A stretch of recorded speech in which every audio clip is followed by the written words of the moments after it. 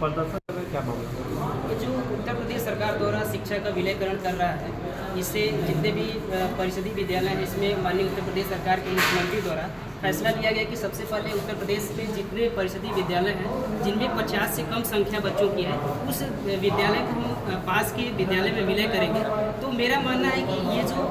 Right to education act 2009 में आया था, जिसमें ये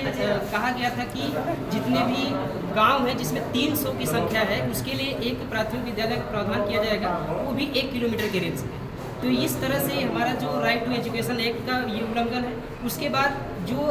आर्टिकल 21A में ये जो शिक्षा को एक फंडामेंटल राइट बनाया गया है,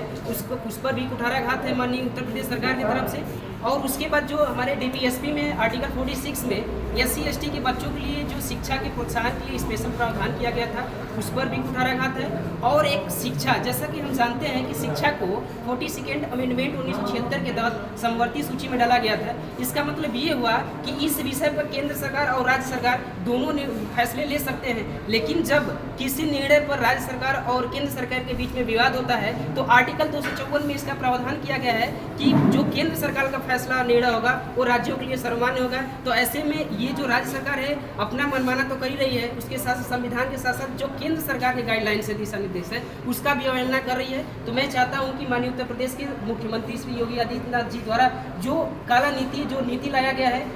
इसको त्वरित रूप से इसको वापस ले, ताकि ग्रामीण बच्चों को शिक्षा मिल सके। जब तक वो शिक्षित नहीं होंगे, उनके अंदर विवेक नहीं होगा, जब विवेक नहीं होगा तो अपनी तरक्की नहीं कर पाएंगे। तो ऐसे में मैं अपने साथियों के माध्यम से हमने प्लान किया कि ये माननीय मुख्यमंत्री महोदय तक, माननीय जिलाधिकारी महोदय के माध्यम से एक पत्रक सौंपना चाहिए, ताकि हमारी आवाज़ वहाँ तक पहुँचे और ये जो कालीन नीति लाए हैं इस पर वो विचार करें और उनको लगे कि नहीं, हमारे द्वारा जो निर्णय गलत लिया गया है उसको वापस लेना चाहिए। पत्रक सौंपे हैं और अधिकारियों से क्या सौंपेंगे?